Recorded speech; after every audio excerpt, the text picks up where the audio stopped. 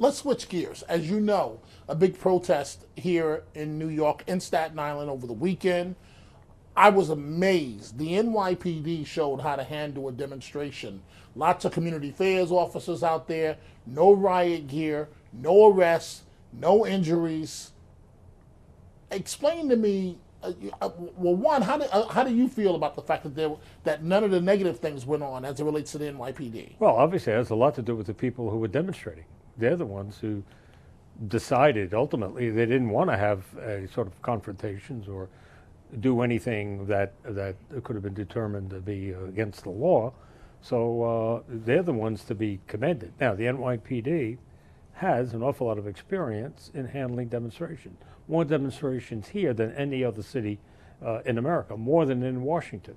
Every year from 60th Street South, just in Manhattan alone, there are about 600 demonstrations, we'll call it. In front of the UN, there are demonstrations every day.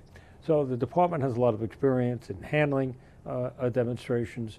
And as you said, the community affairs officers were actively involved. But I think credit has to go to the demonstrators. They're the ones who ultimately make the decision as to the tenor of the of the demonstration. At least here in New York, that's the case. Commissioner, I want you to respond to an article that has received a lot of attention on the internet, and it's apparently written by a former police officer, a 17-year veteran of the LAPD, the Los Angeles Police Department, in which he says his thesis, if you will, is that it's not the police, but the people they stop who can prevent a detention from turning into a tragedy. Now, he says basically, I'm a cop, and if you don't want to get hurt, don't challenge me. And I want to put this up on the screen for the folks watching us right now, in which he says, quote, well, he says cops are not murderers. No officer goes out in the field wishing to shoot anyone, armed or unarmed. And he says, quote,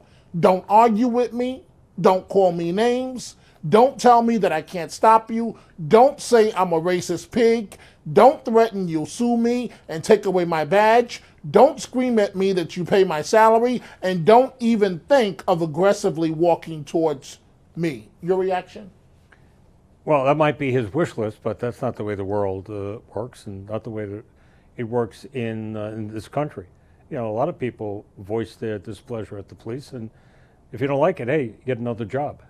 Obviously, if it turns into something physical or it breaks the law, then the police are going to take action. But that comes with the territory, and anybody who doesn't think so is deluding themselves. Now, you are familiar with advancing community trust. We would have all of the recruits graduating from the police academy in the Apollo Theater, and we would have Reverend Sharpton, and you would monitor this event. We'd have Reverend Daughtry and the people who strong critics of the police department. Strong critics of the police department who would tell them directly up front, this is their experiences, this is what they think should change, that sort of thing. So right from the get-go, they're knowing that everybody is not going to be totally satisfied with what they do. So you have to expect that give and take in the street. People are just not going to totally acquiesce. It'd be nice if they did for the police officers, but that's not the nature of the job. Commissioner, you just alluded to this, and let's discuss this for a second. It's amazing to me. Only a year ago, roughly, you had approval numbers in the black community, the African American community, I think of what, 70%, 75%? What were they? Well, it was 75% overall, but I think in the African American community, it was in the upper 50s. Now, 63%, I'm sorry. Okay, 63%. We hear a lot about mistrust and a bad relationship between communities of color and NYPD. Explain to me, how were you able to get through?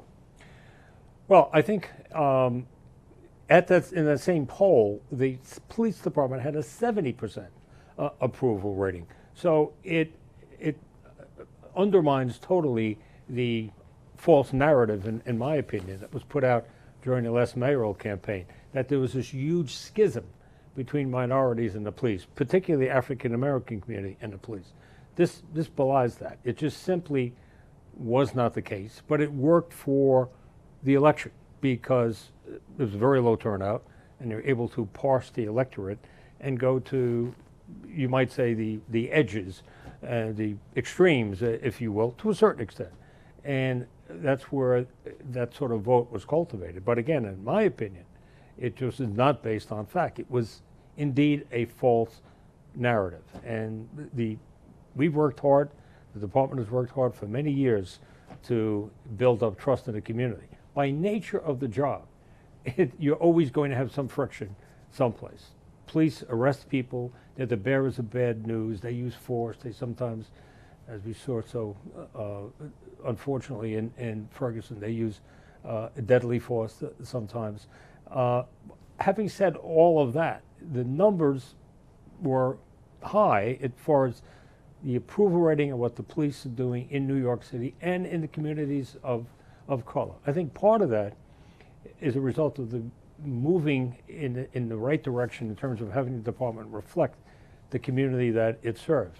New York is the most diverse city in the world. We have now in our city the most diverse police department in the world. Our police officer rank is majority minority. It went there in 2006, and it certainly remains there. New York City police officers are born in 106 countries, which is an amazing figure. No other police department in the world could come close to that. So there are a lot of unwritten stories or untold stories here in New York, but it doesn't fit a template, doesn't fit a particular narrative, so you don't hear it. There's only so many ways to get these stories out. We have a narrowing number of newspapers or media channels to get your stories out. If you can't get it out that way, the public, generally speaking, you're not going to hear it. Commissioner, you mentioned the Apollo Theater, and also part of this was the fact, and I recall it like it was yesterday, you were in Africa without the cameras. As commissioner, you were in African American churches, it seemed like, and Latino churches, it seemed like almost every Sunday. But you mentioned the Apollo, and I remember you reached out one day and you said, I want you to moderate this, come speak to the class of 1,000 police officers, brand new police officers. And I expected to, be a bit diplomatic, and you said, oh no, say exactly how you feel about police-community relations. It's a bit odd, it seems a bit odd, but why did you do that? Why did you do those types of events? Well, we wanted recruits they had gone to the police academy for 6 months and received a lot of training in the classroom.